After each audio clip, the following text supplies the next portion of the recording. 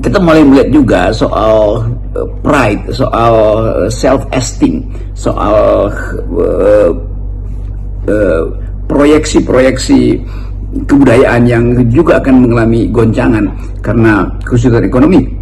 Nah, semua ini pasti akan berakumulasi pada protes tuh. Dan kelas menengah tentu adalah kelas yang dari dulu di dalam semua sejarah perubahan putih akan ada di depan.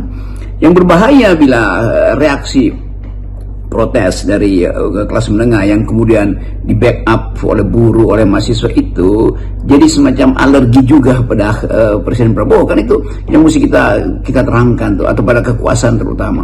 Jadi sekali lagi kita mesti terima fakta bahwa Indonesia ada dalam kegelapan itu soalnya. Jadi menerima kondisi gelap itu justru lebih baik daripada mengabaikan soal kita terang, padahal sebetulnya di depan kita ada jurang yang tidak terlihat.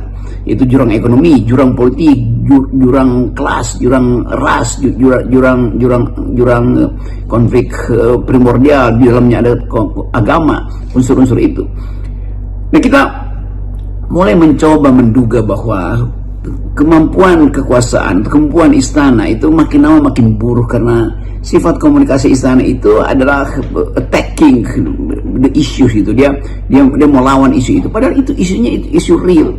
Jadi sementara masyarakat merasa bahwa memang harus mengucapkan kritik, pada saat yang sama istana berupaya untuk menghalangi kritik itu dengan mengebarkan bahwa ini diprovokasi, mahasiswa diduitin, mahasiswa segala macam itu kan.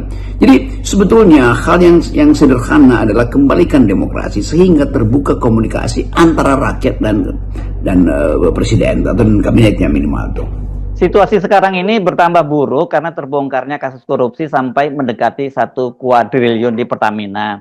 Dan masyarakat yang marah bukan hanya karena korupsi yang sangat tinggi, tapi juga karena mereka marah karena kan kendaraan, dampak dari oplosan yang dilakukan oleh Pertamina itu kemudian kendaraan mereka pada rusak dan macam-macam dampak lainnya.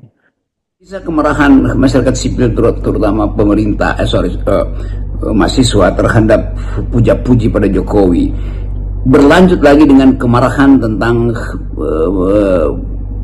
ketersediaan energi, soal LPG masih ada di dalam benak mak-mak tuh sampai sekarang susah diakses.